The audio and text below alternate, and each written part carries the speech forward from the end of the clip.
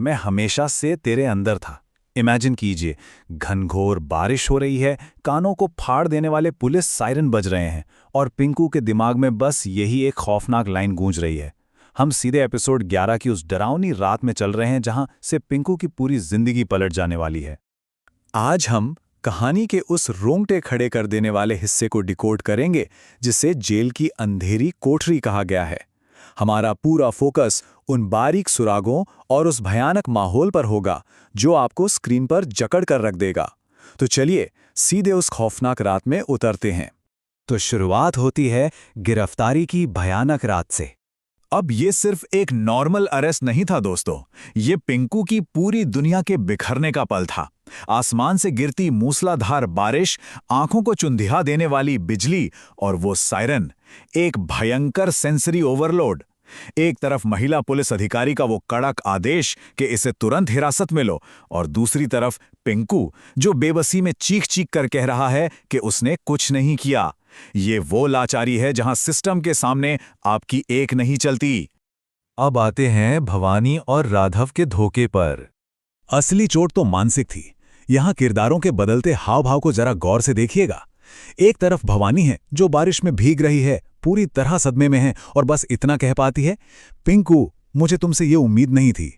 लेकिन दूसरी तरफ है राघव, जिसे हम रैग्स भी कहते हैं। वो आराम से छाते के नीचे खड़ा है, चेहरे पर वही पुरानी अजीब सी व्यंग्यात्मक मुस्कान। वो उल्टा ताना मार रहा है कि कैसे ऑफिस के मजाक से लेकर अब हालात कितने बदल गए हैं। एक ही पल में जो अफरा तफरी थी वो राघव के इस अजीब बर्ताव से एक गहरी मनोवैज्ञानिक उलझन में बदल जाती है। और अब यहां थोड़ा रुकते हैं। ये बहुत ही क्रूशियल पल है। बस एक सेकंड के लिए भवानी और राघव की उंगलियां हल्के से टकराती हैं। देखने में ये बहुत मामूली बात लग सकती है ना? लेकिन ये एक बिना शब्दों का धोखा है। ये छोटा सा इशारा चीख चीख कर कह रहा है कि इन दोनों के बीच कुछ ऐसा पक रहा है जो पिंकू नहीं जानता, और यहीं से पिंकू की वास्तविकता हिल जाती है। उस छोटे से टच ने पिंकू के दिमाग को झकझोर कर रख दिया। उससे अचानक एक भयंकर सिरदर्द होता है। दिमाग में तबाह हो चुके क्लब के सीन फ्लैश होने लगते हैं। कान फाड़ देने वाला डिस्टॉर्टेड म्यूजिक बजता है। भवानी और राघव के चेहरे धुंधले पड़ने लगते हैं और फिर पूरा ब्लैकआउट। ये कोलैप्स हमें सीधे कहानी के सबसे अंधेरे हिस्से में ले जाता है और हम पहुंचते हैं जेल की उस अंधेरी कोठरी में। धड़ाम! लोहे का वो भारी गेट जब पीछे से बंद होता है तो वो सिर्फ एक दरवाजा नहीं था, वो पिंकू की आजादी के ताबूत की आखिरी कील थी। उस आवाज में एक क्रूर सच्चाई थी कि अब वो पूरी तरह से अकेला है, एक ऐसी जगह जहां रोशनी और उम्मीद का कोई नामो निशान नहीं है।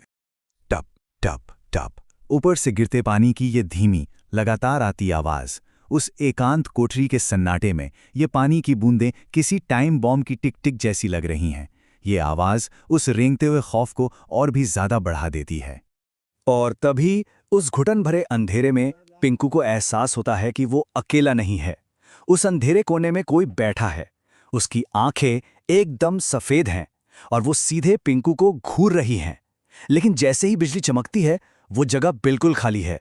अब सवाल ये उठता है कि क्या पिंकू का दिमाग इस सदमे से पागल हो रहा है या सच में वहां कोई ऐसी ताकत है जिसे शब्दों में बयान नहीं किया जा सकता। खर खर खर। अचानक पत्थर की उस ठंडी दीवार पर किसी के नाखूनों के खुरचने की आवाज आने लगती है। कोई अदृश्य ताकत दीवार पर कुछ लिख रही है। सोचिए, ये आवाज रीढ़ की हड्डी में सिहरन पैदा कर देने वाली है। कौन है? पिंकू की ये खौफ से भरी चीख पूरी जेल के सन्नाटे में गूंज उठती है। एक ऐसी चीख जिसका जवाब देने वाला वहां कोई नहीं है सिवाय उस डरावने सन्नाटे के। और फिर दीवार पर वो खौफनाक शब्द उभरते हैं। झूठ अदालत में नहीं, इंसान के अंदर पैदा होता है। ये सिर्फ एक डरावना मैसेज नहीं है, ये गहरा साइकोलॉजिकल वॉर है। ये शब्द सीधे इंसान की फितरत पर सवाल उठाते हैं और पिंकू के डर को एक ऐसे लेवल पर ले जाते हैं जो आपको सोचने पर मजबूर कर देगा कि आखिर ये सब हो क्या रहा है। और फिर सीन शिफ्ट होता है सीसीटीवी में दिखने वाली खौफनाक परछाई पर। अब तक तो लग रहा था कि ये सब शायद सिर्फ पिंकू के दिमाग का खेल है, लेकिन कोठरी के बाहर कंट्रोल रूम में बैठी भवानी बुरी तरह घबराई हुई है। उसे एक कैमरे में पिंकू बेहोश दिख रहा है और दूसरे कैमरे में कुछ ऐसा जो समझ से परे है। वो कोर्ट में पिंकू के खिलाफ गवाही देने का मन बना चुकी है। वहीं राघव अपने उसी ठंडे लॉजिकल अंदाज में कहता है कि जो साफ दिख रहा है सिर्फ उसी पर भरोसा करो। लेकिन क्या आंखों देखा हमेशा सच होता है? क्योंकि अगले ही पल स्क्रीन पर जो दिखता है वो लॉजिक से बहुत परे है। सीसीटीवी मॉनिटर पर अचानक एक भयानक ग्लिच आता है और उस स्क्रीन में पिंकू के ठीक पीछे एक विशालकाय काली परछाई खड़ी है। उसकी वही दो चमकती हुई सफेद आंखें सीधे स्क्रीन के आर पार देख रही हैं। ये वो जंप स्केयर है जो ये कंफर्म कर देता है कि ये खतरा सिर्फ पिंकू के दिमाग में नहीं है, ये एकदम असली है। और इस बात का सबसे बड़ा सबूत है राघव का चेहरा, उसकी वो अजीब सी मुस्कान जो शुरुआत से उसके चेहरे पर चिपकी थी, वो एक सेकंड में गायब हो जाती है। दोस्तों, अगर राघव जैसा मास्टरमाइंड उस फुटेज को देखकर डर गया है, तो इसका सीधा सा मतलब है कि कोठरी के अंदर का खतरा सच में बहुत भयानक है।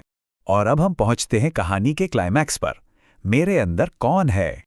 कहानी वापस उसी घुटन भरे अंधेरे में लौटती है। पिंकू धीरे धीरे सोने की कोशिश कर रहा है।